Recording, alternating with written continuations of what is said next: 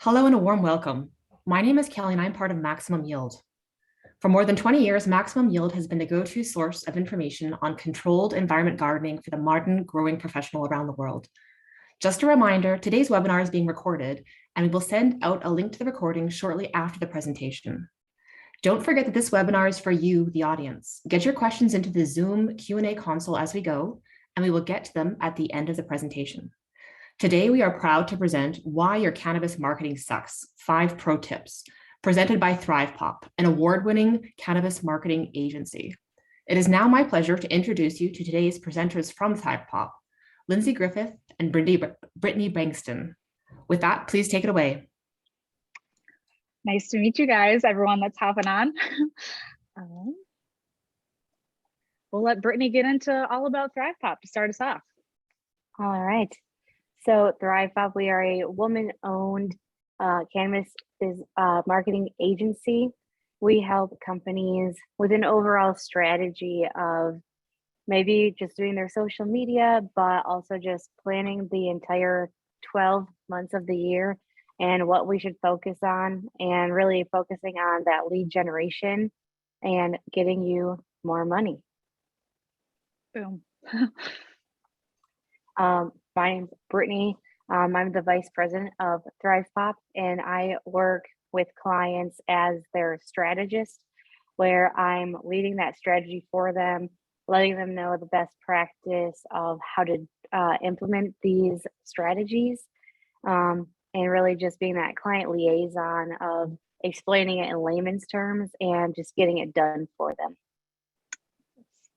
And I am Lindsay, so I work with Brittany a lot on a lot of different client strategies, but my main job is I'm the creative content specialist and I do a lot of copywriting. So for our cannabis clients, I will write their blogs, or we'll help them copyright, different press articles for industry publications, as well as writing their copy for their social media. So I work with a lot of big players in the cannabis industry doing their social media, running what we can in terms of, Facebook ads, or, creating copy for Google ads, and just any way we can kind of create content and then just push it out across several marketing channels is what I do. So I work with Brittany pretty closely every day, and she leads that strategy and I help curate the content for it. So before we kind of jump in, we wanted to preface just like the several things that we'll be discussing in this webinar. So obviously, cannabis marketing is like super difficult. As you can see, there's a whole liquor cabinet behind me. Very hard. It's frustrating when, obviously a lot of these marketing companies rule by federal law. So there's not a lot you can do. So you got to kind of get creative. So we're going to cover 5 different areas that you can improve on with your cannabis marketing strategy, and give you some good examples, some bad examples, and how you can optimize that. So we're going to get into advertising, which includes Google ads, publications, any kind of paid advertising you can do with that.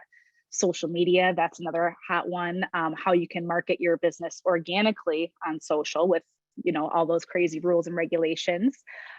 Best practice for building cannabis websites, the page hierarchies of that, as well as what kind of content you can put on cannabis websites. The purpose of landing pages for campaigns, and then dive into some email marketing and automation.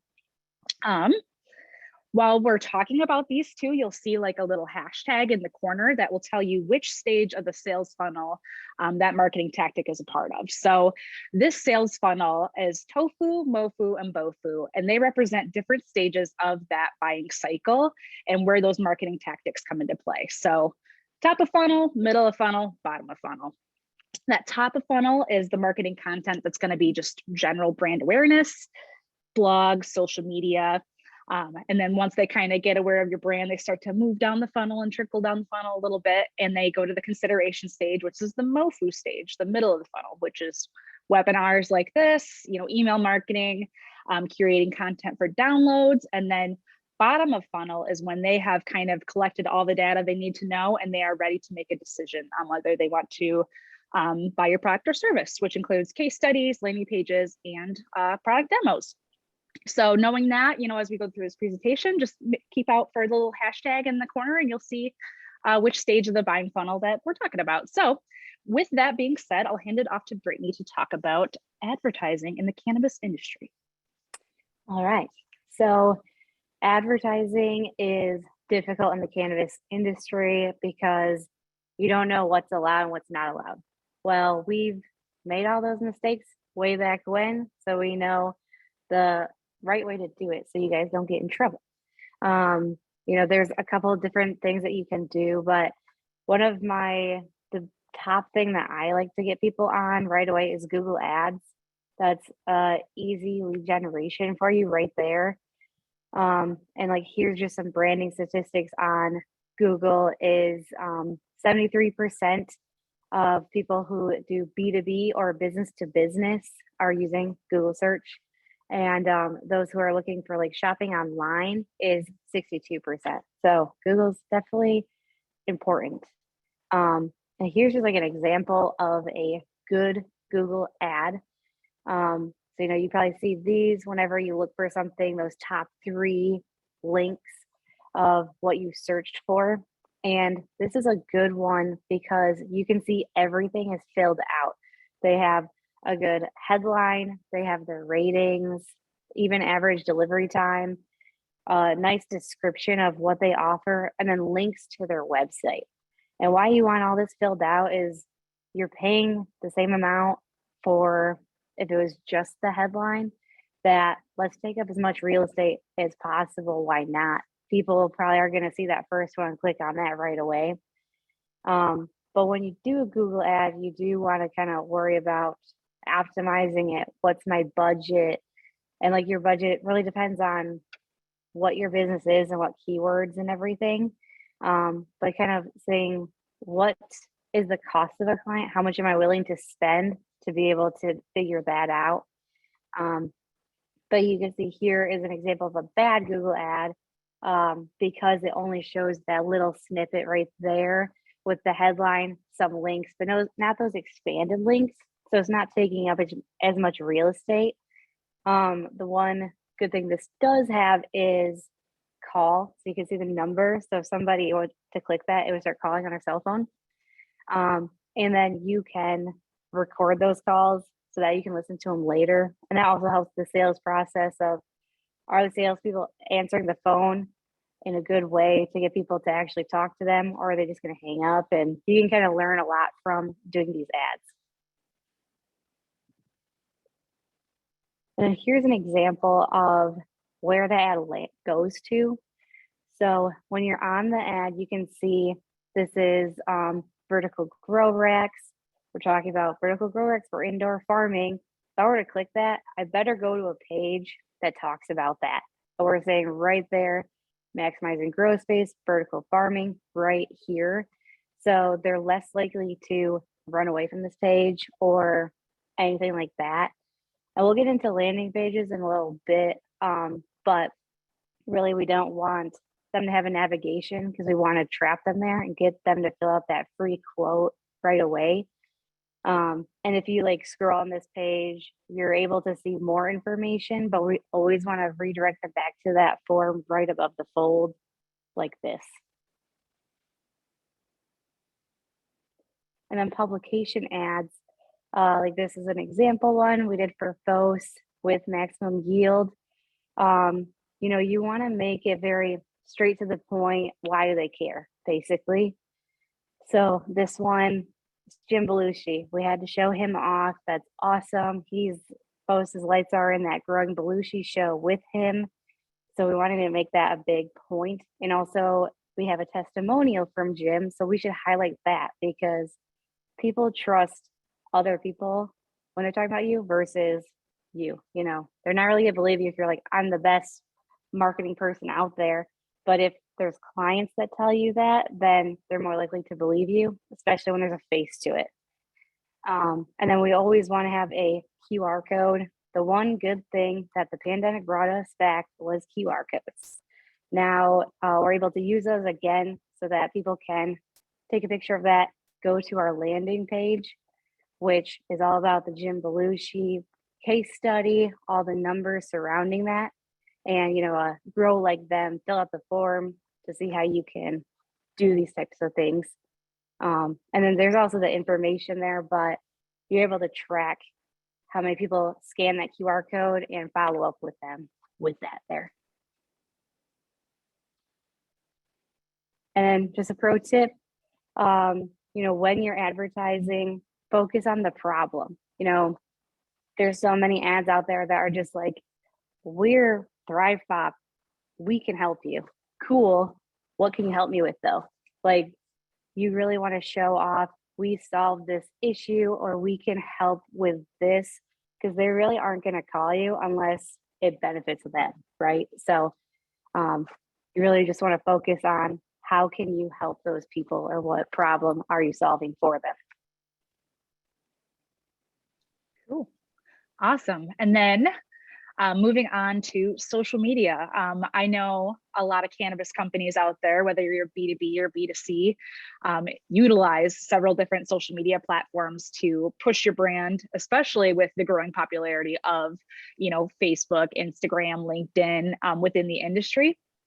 And a lot of people in the industry run into many problems with Facebook and Instagram being ruled by, once again, governed by federal law. Therefore, cannabis imagery or cannabis verbiage or cannabis ads is technically not allowed. So how can I market my business on these platforms without getting, the dreaded, which I'm sure a lot of you in this industry have either experienced, or you've had a close friend in this industry experience, a shadow ban or just a ban of your social media accounts in general, which can be totally detrimental when you took a lot of time to build that. So I'm going to kind of deep dive into the different social platforms that the industry should focus on, as well as some different hacks for marketing your social media or marketing your business on social media into the future. These are just some quick social media stats as to where certain demographics are at. So when you're considering marketing your social media business, you really want to hone in on a specific platform as opposed to, spreading yourself thin across several. You got to kind of take a look and say, okay, how can I optimize, these certain platforms that really fit where my target demographic is at? So for example, like LinkedIn, that's a predominantly male audience. So if you're selling products that are predominantly targeted towards males, maybe you want to kind of gear your stuff towards LinkedIn. Same thing with YouTube, very male dominated audience. Instagram generally tends to lead more females. So if you have products that are, targeted towards a young female, maybe you kind of do a lot of, strategizing and focus on Instagram, and then Twitter, as well as like TikTok and Snapchat as well, kind of figuring out those target demographics and then saying, okay, now that I know where my audience is at, how do I optimize it from there moving forward? And I think, with the growth of Instagram and Instagram stories, that's just where, regardless of where your target market is at, it's going to be a majority of it on here. So I'm sure a lot of you guys are used to now on TikTok or wherever, content just gets quicker and quicker and quicker. Your attention span just gets shorter and shorter and shorter. So when you're on social media now, the trends are moving towards not even scrolling through your feed, but just tapping through those stories because it's quick. It takes a little less work on my thumb, even though it's already easy to do anyway. So users are just going towards Instagram stories because it's easier. And there's more than 500 million Instagram accounts that use stories every day as of 2022. So, when I'm speaking about Instagram here, I'm really kind of focusing in on how you can optimize a story strategy. Posting up to 5 stories per day ensures a retention rate of over 70%. So when you're considering, how do I promote and post on my Instagram stories, how often, this is kind of that magic number. So anything below that daily is, not really likely to make a general impact on your audience. Anything above that, you start to kind of lose people and people start to trickle off and the completion rate starts to get lower and lower and lower. But shooting for that like 5 or even like 4 to 6 a day is really great. And I know what a lot of you guys are thinking too is like, how in the hell am I gonna like post 5 things a day in the stories? Like that's ridiculous. We found, which is like a nice strategy too, is just, finding great content to repost in the stories as well as another way to get that number up, and optimizing content that you already have, which we'll discuss later in the presentation, is another way to kind of just keep those numbers up. Another thing that kind of like social media marketing is just more and more getting about is influencer marketing. So I've done a couple presentations on this in the past, but the growth of micro influencers is really huge and it's going to continue to grow. So a micro influencer is someone who has less than 10,000 followers, and they have been statistically proven to really push and promote your brand better than someone who has like 1 million followers. So harnessing the power of influencers, especially micro influencers for your business, is going to be really important for your marketing strategy, with 63% of influencers saying they are going to start to use that story strategy way more frequently. So incorporating how you're going to work with influencers plus how those influencers fit in with your story strategy is going to be essential moving into 2022. And then video content is king, always has been king. It still looks like it's king. So looking at the statistics and things going into 2022, video content still reigns supreme. So 85% of people would like to see more video content for brands. Obviously, that's been elevated as well with the growth of TikTok.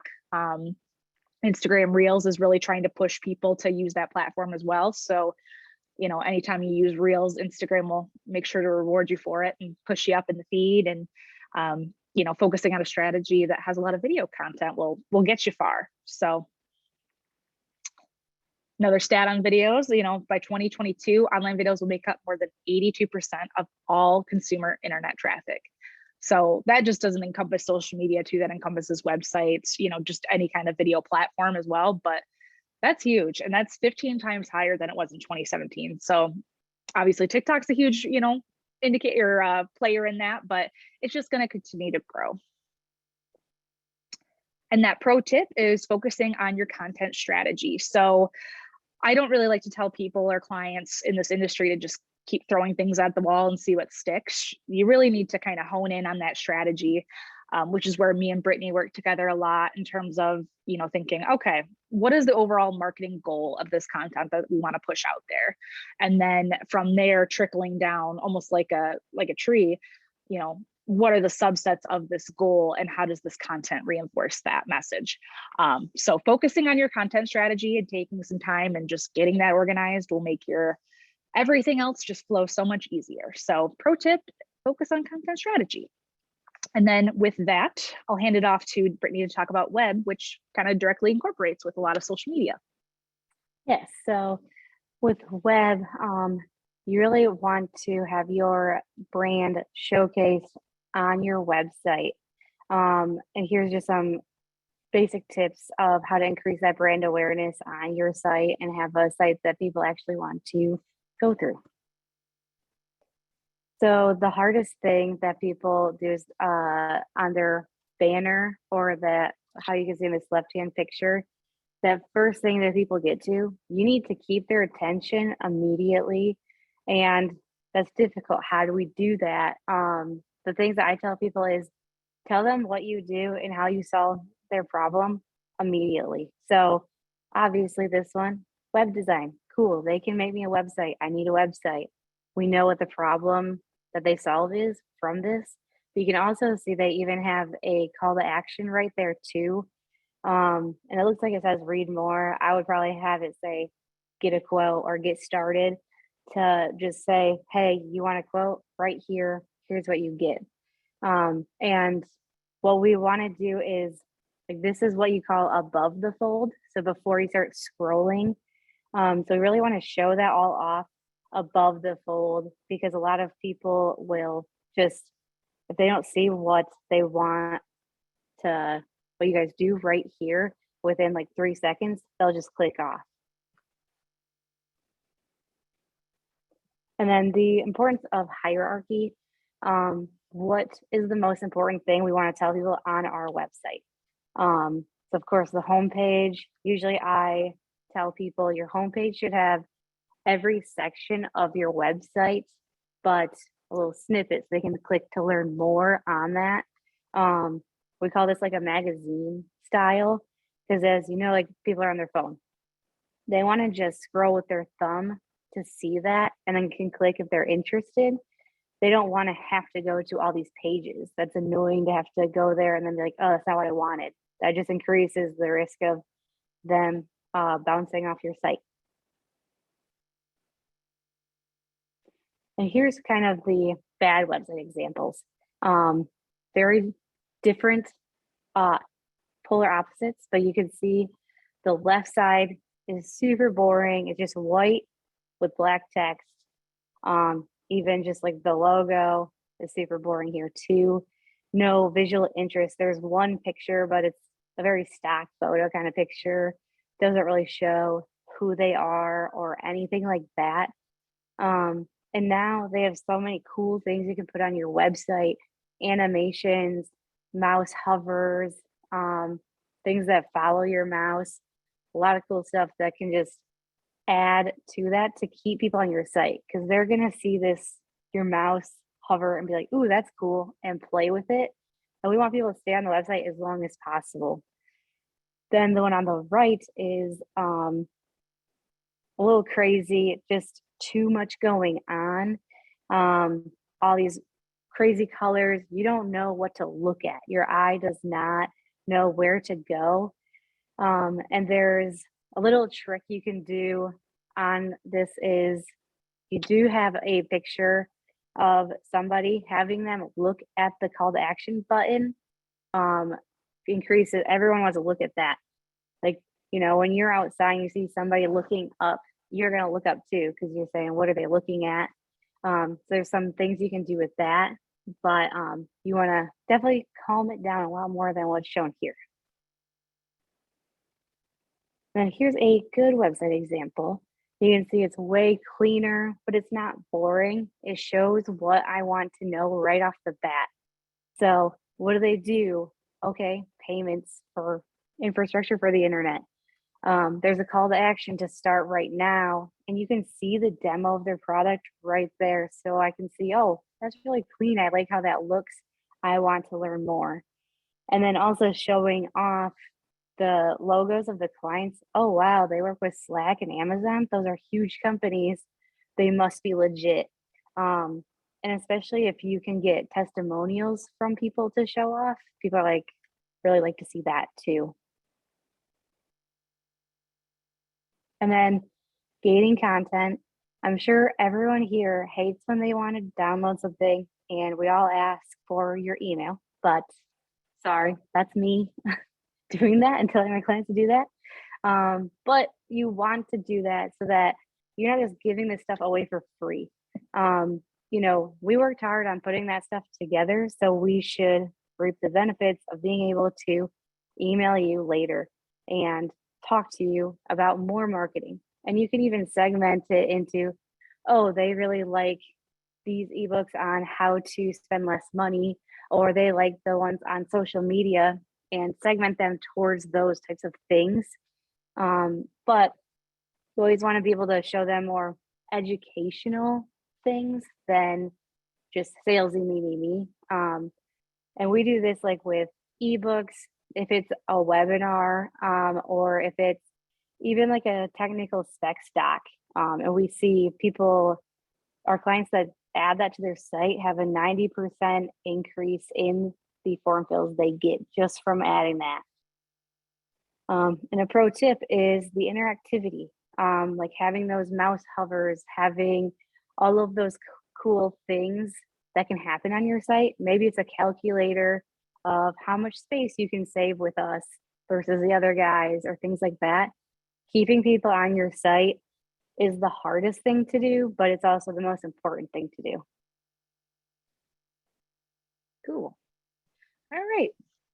Kind of in relation to Britt talking about websites is landing pages. So there's a lot of confusion in marketing in general of people saying, okay, like I have a website. Why wouldn't I just lead all these marketing campaigns to the homepage of my website? Why would I need to build a whole separate page, you know, when I have my website already here, or I have my Facebook page? Like, why wouldn't I just lead them to that? But landing pages serve a very special purpose in marketing, in that they are totally consistent with what's happening in that specific campaign. So there's a lot of key differences that I'm going to get into, and a lot of them also kind of relate back to what Britt was saying about page hierarchy as well. But a lot of it has to do with gating like a specific call to action. So like, for example, we're working on a social media ad campaign, or we're talking about Grow lights. We want to make sure that we're not just leading people back to our home page where they can click a million different buttons and they don't actually get what they want right out the gate. Because as we discussed throughout this entire presentation, obviously people's attention spans just keep trickling.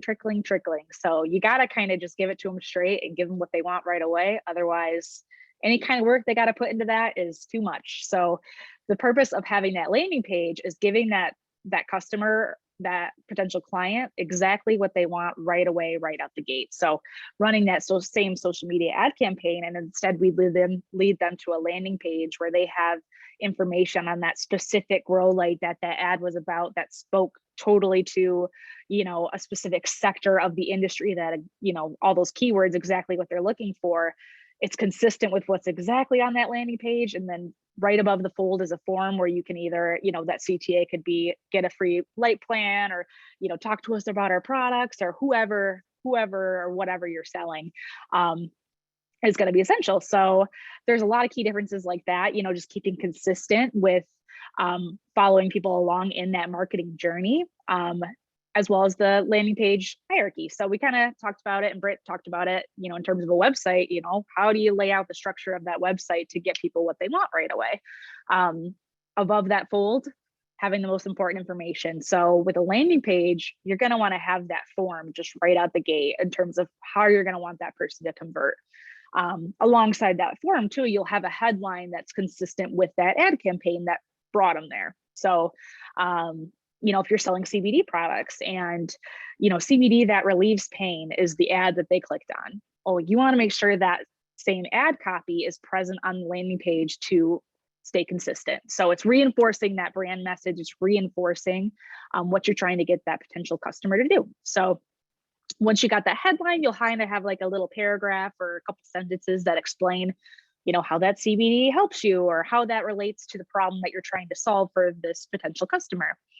And then below that fold is you'll kind of get into some meat of some different things that people can explore, like, so there's some case studies, some testimonials, some videos of people using, or tutorials of people using CBD as an example, as well as some company information. Maybe you have your mission statement as well, as you keep scrolling down the landing page, or you have, like I said, like more customer testimonials, and then just keep going down the page, and then you kind of want to reinforce that CTA one more time. So that buy now, or, whatever you're trying to lead that customer to do is reinforced once again, like it was at the top of the landing page. So that's how you do a landing page right.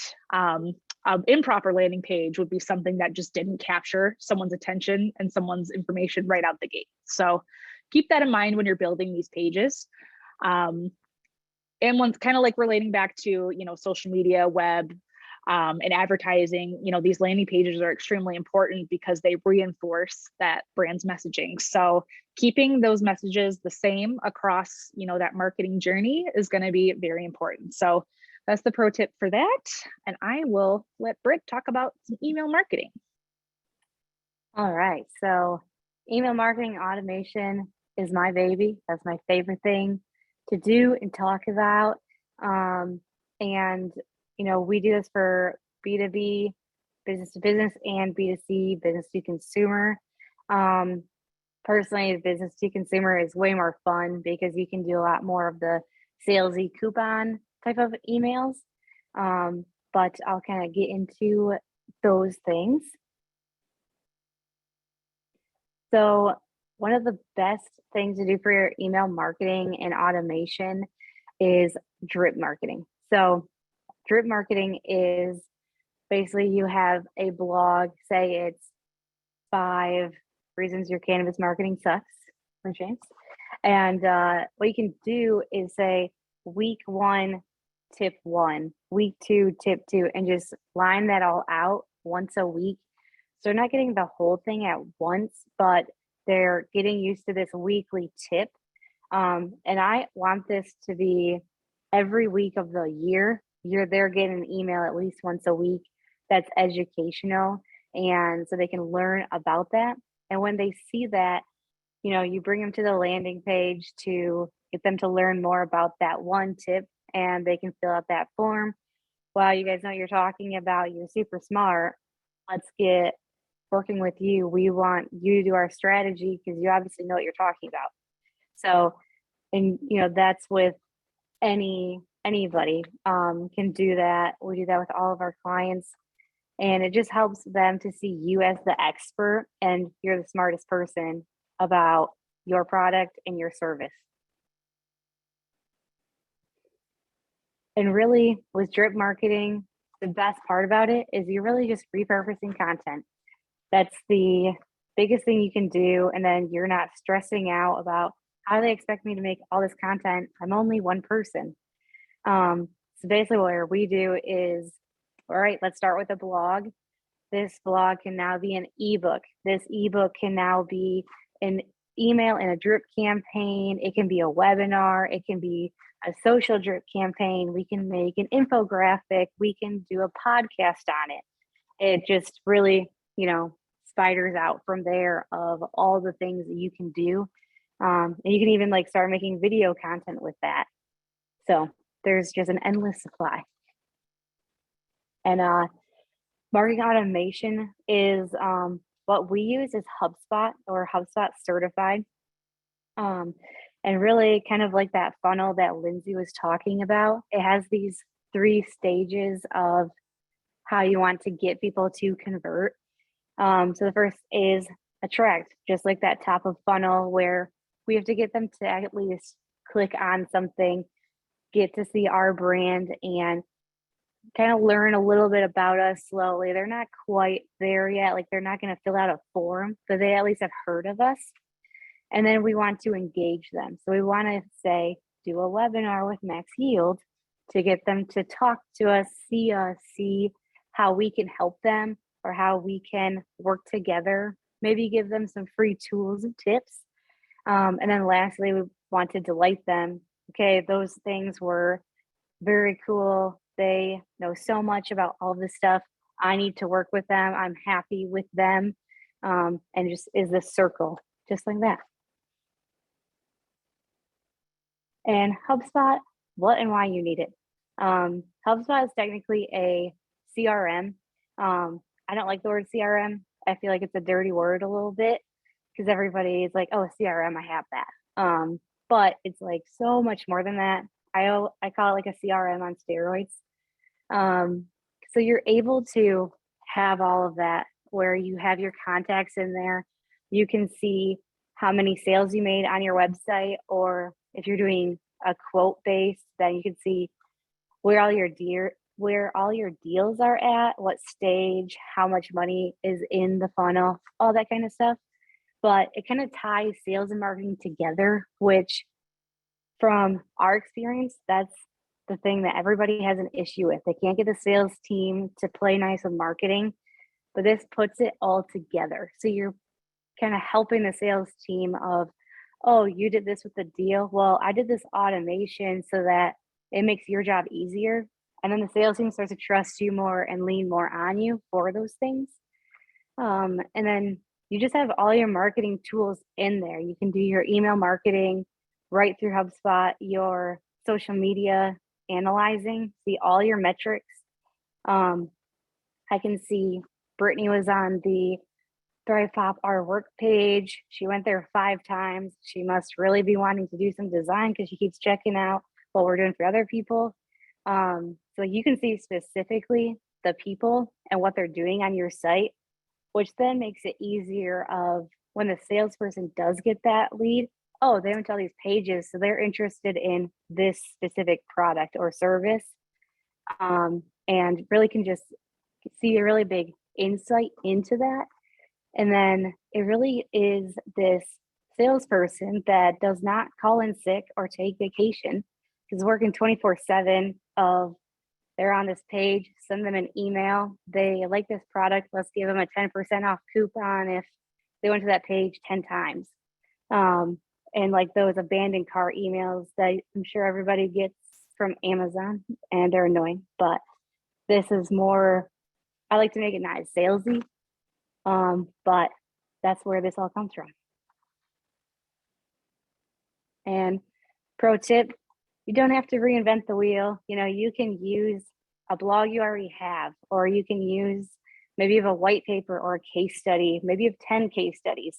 Make a drip campaign out of your case studies. Why not? We want everybody to see that valuable information. Don't just place it on the website and think you're done, because it's always going to be good information for everyone to see. All right, and that's all. Thanks for attending. We do have a landing page that has all this information. The video of this will be on here. We also have some ebooks to download, and some of the tools we talked about that you can get on there, print off, keep at your desk. And then we're also offering a brainstorming or competitive strategy session. So, and that will kind of talk to you about what are you doing now, maybe some like quick ideas of what could make it better or how we can help. Definitely not salesy at all. We just want to help with you guys. And sometimes being that person out of the box, you see a little bit clearer of things that you may not have thought of. So definitely just a fun brainstorming meeting. Yes, I'd also I was going to point out too that on the landing page, I believe we have where you can pick your like your session focus. Like if you want to really get in with Britt and talk about like email marketing and automation, I think there's a spot on that form too that you can click that so that she knows going into it, you know, she can do some research and figure out, okay, like let's see what we can talk about and brainstorm for them. Or they have social media in there too. So if you wanted to, you know, get some fun ideas on social or just any other marketing tactic as well, I think we have that in the form for you to choose. So we want to hear from you guys. Wanted to check and see if you have any questions, and we'll go ahead and we will answer those. So wonderful. That's great. Yeah. So the first question that's coming here today is asking about Google Ads and what type of budget is actually needed to be effective. I'll let Britt take that one. All right. So it's hard to really say because everybody's different. So it depends on the keywords you have. So if you are maybe LED grow lights, then that's going to be a little bit higher of a cost per click.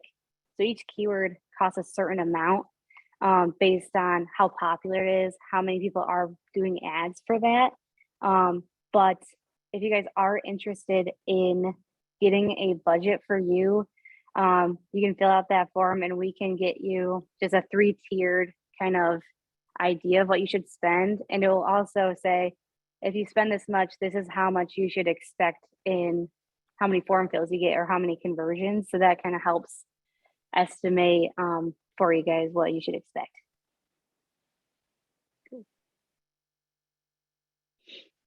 Our next question here is for Lindsay. Do you know how Instagram chooses to deactivate accounts on Cannabis? You know, I think I have an idea, and I think the general social media world has an idea, but it's hard to say 100% because sometimes I feel like Facebook, Instagram / Meta, you know, do things that are just crazy. But there's actually bots that are constantly crawling Facebook posts, Instagram posts, stories, any kind of just comment, interaction, message. There's just constant bots scanning everything and anything and everything all the time, regardless of what industry you're in.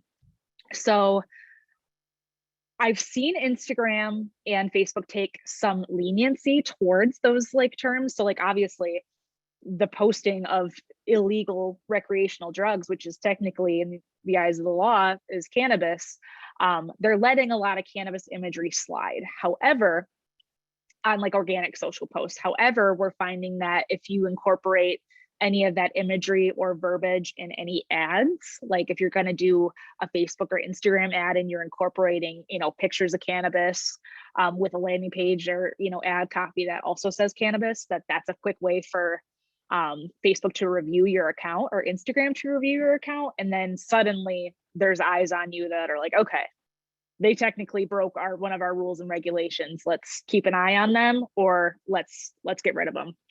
Another thing too that I've found is that you'll kind of have strikes. So for example, if for some reason one day there's like profanity used in one of your comments under one of your posts or something, Facebook will kind of give you a strike, take the post down and say, hey, you did something wrong, or someone under this post did something wrong and the bots caught it.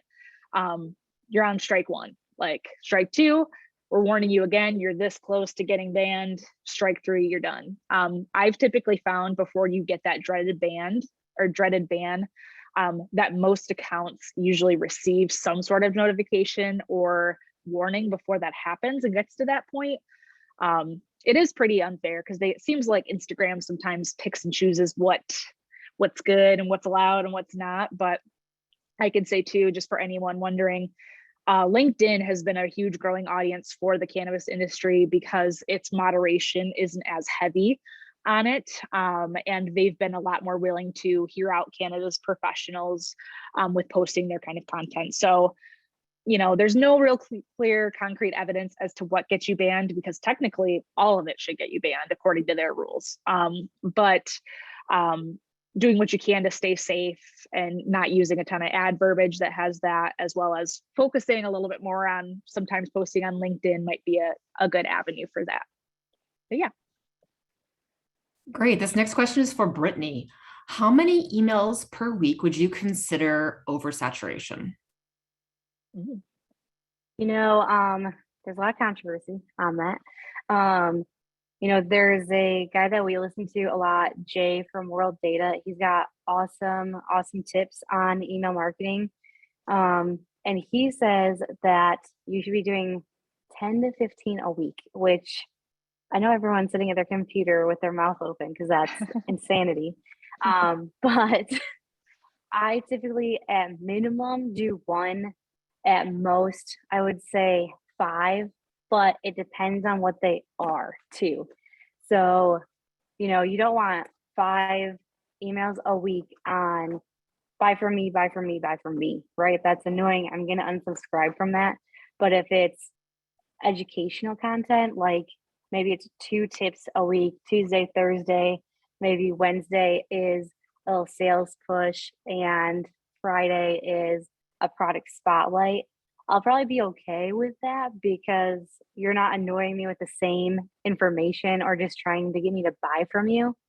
And it also depends if it's like a coupon email. You can send a coupon email every day, if not twice a day, because people kind of miss them when they're not ready to buy. When it comes through, like, oh yeah, I forgot I need to use this. So I would say at most 5 a week, at least to start. And then you can kind of gauge the metrics of, are people actually opening these? Are we getting a lot of unsubscribes? And can increase or decrease from there. All right, this next question asks, can we advertise DVD on Google? I thought they didn't allow it.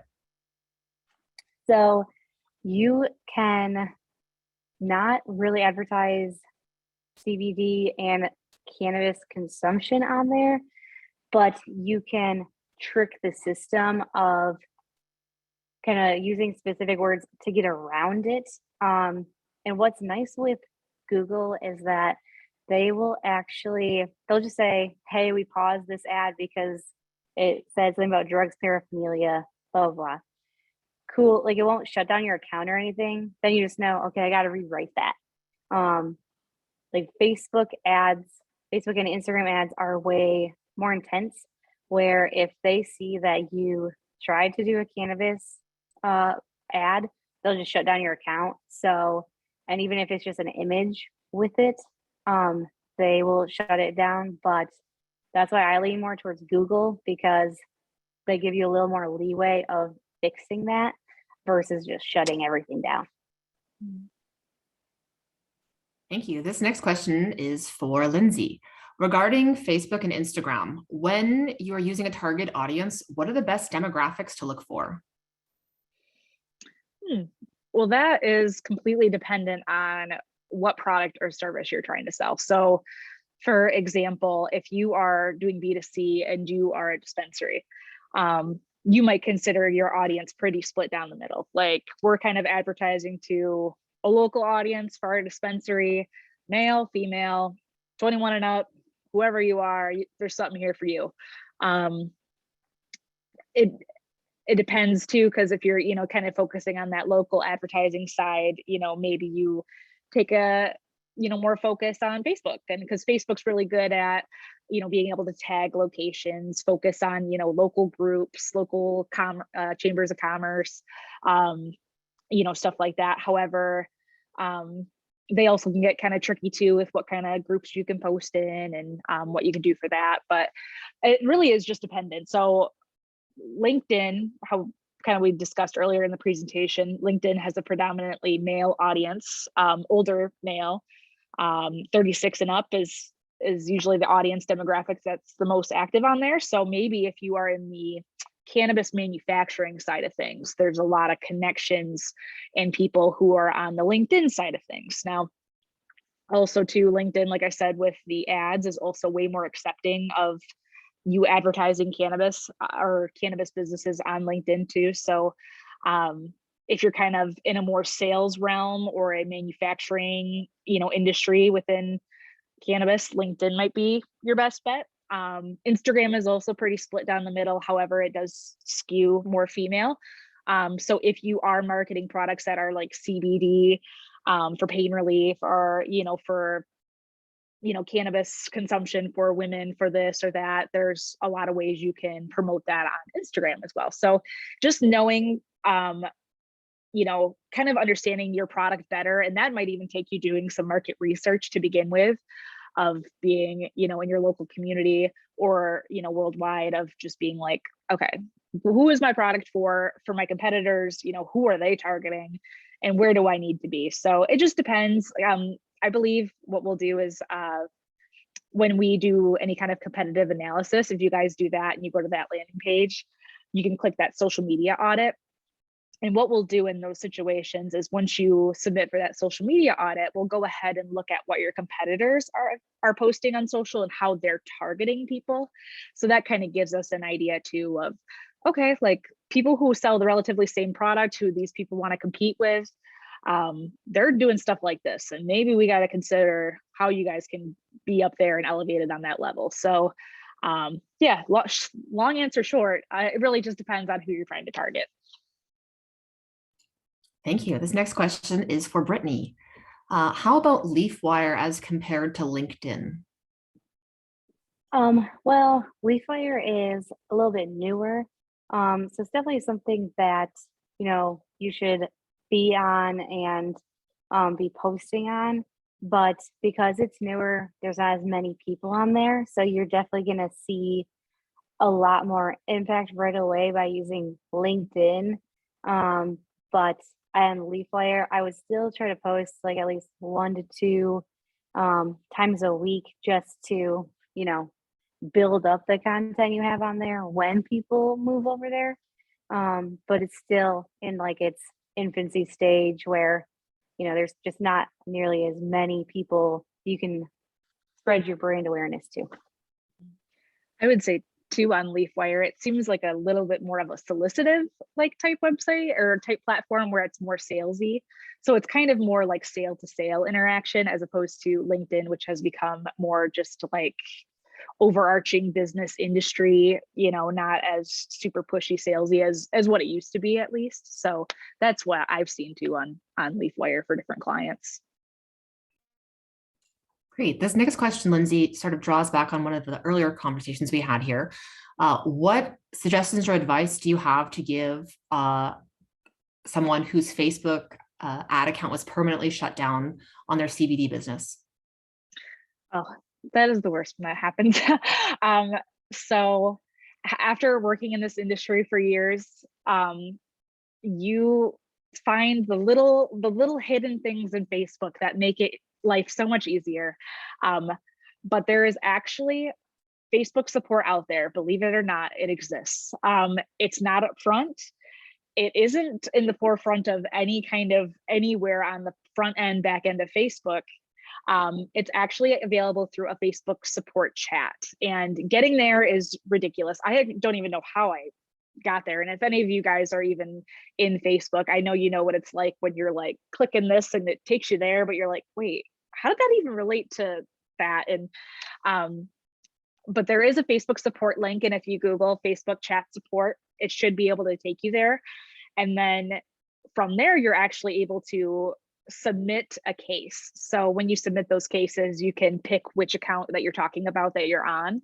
If it's your personal or if it's one of your business pages or ad accounts, it'll let you select, from your assets, what you want to talk about. And then you'll submit your case. And then there's an actual live or halfway live person that will talk to you and try and help you. And then they're only allowed to stay on with you for like 5 minutes. And they're also, once they open a case and you don't respond within 24 hours, they are going to close your case. So you just got to be on it with them. Sometimes they're willing to call you as well, but yes, there is a place where you can submit a Facebook case. The best advice I would give is just Google Facebook chat support, and it'll look like a page where you can pick from your different assets. But yeah, that's always very gut wrenching when that happens, especially when you've worked very hard to like build this social media presence and then just out of the blue, they pick you basically. But yes, there is support out there.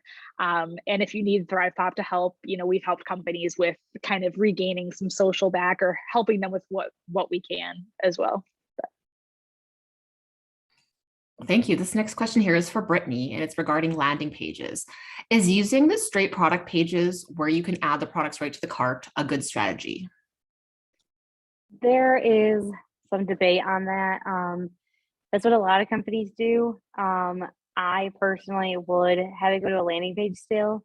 Only reason is like, say the ad is like talking about the specific maybe light fixture, for example, that they want to read about. They probably don't want to go to that product page because they could have done that by just looking on your website. But on the landing page, we can kind of go into more depth of maybe there's a video how-to or video showing that product in action. There's a little bit more like paragraphs or copy talking about how this helped, maybe some testimonials or video testimonials talking about that specific product and how great it is. And if you're using like WordPress or WooCommerce, it's very easy to just plop in that product. And you actually can do that on HubSpot landing pages as well and have an add to cart section where they pay right through there too. So it sounds like it's extra work, but when you really want to hone in on why this product is so great, you should show them a little bit more content to convince them. Great. We have time for a couple more questions here. So if you have any, please get them in now. This next question here, what tips do you have or guidelines do you have in terms of estimating what a marketing budget should be? So this is something that I get a lot, and people don't ever believe me when I tell them, but it is, you can Google it. You should be spending about 8% of your yearly revenue on marketing. So that includes, like, if you have a marketing agency, their fee, also the money to spend on ads, that should also be incorporated in that. And any kind of ad money you want, any trade shows, events, webinars, things like that, should be 8% of your revenue. A lot of people say 8 to 10, but people already don't believe me, so I usually tell them 8. Great. And our last question for the webinar right now is asking about influencer marketing and how does one go about getting started in influencer marketing? Yeah, so I get this question a lot, actually. It's kind of, it depends on, at what scale your Instagram account is at right now. So if you're really trying to scale rapidly, trying to find someone, an influencer account that you who has either been brand loyal or brand supportive, is huge. There's a lot of different platforms out there that help you though find these different influencers and then kind of comparing costs as well. So if you even Google, influencer marketing program, there's quite a few out there. Some of our favorites we typically will get the client in there and then we'll say, okay, they're at 9,000 followers right now. We really want to like just ramp them up. We want to get them past 10K.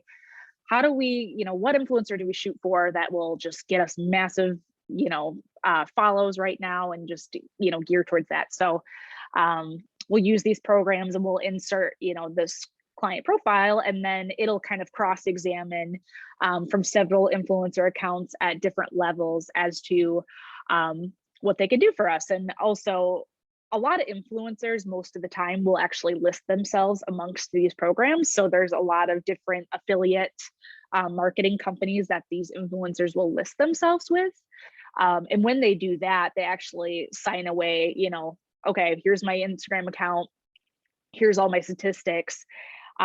This company has the ability to send my information on my behalf and, get that to whoever wants it. So starting off with, getting yourself a nice influencer marketing program is a great start. We have quite a few we use in-house here at ThrivePOP, and feel free to message us or, set up a meeting about that. But also, yeah, like I said, stating back to the beginning of choosing someone who has been brand loyal to you the whole time is an easy start as well. If there's a person who's constantly commenting on your posts, watching you guys out and responding to stories, they already are advocating for you and they don't even have your product yet sometimes, so that's always a great start. A lot of times too, depending on what your company is, you can either pay in product or you can pay in cash, or you can do a combination of both. So it just depends on, what you want to promote, if you want to push sales or if you want to get more follows to your page. There's a lot of different things you can do with that. And we actually have on the ThrivePOP YouTube and on our website, on our resources page, I have done a micro influencer marketing webinar before where I kind of deep dive more into like statistics about, influencers and how you can get in contact with them, and then, what that engagement looks like on people's pages. So if you go to our resources page on our website, we also have that as well that you can refer back to. But yeah, getting started with someone who's brand loyal is an amazing start. And with that final question coming through, that brings today's webinar to a close. If you have any additional questions, please do reach out to ThrivePOP directly, whose contact information will be sent out along with a link to the recording. A big thank you to you, the audience, for making time to view this presentation. Until next time. Thanks. Bye.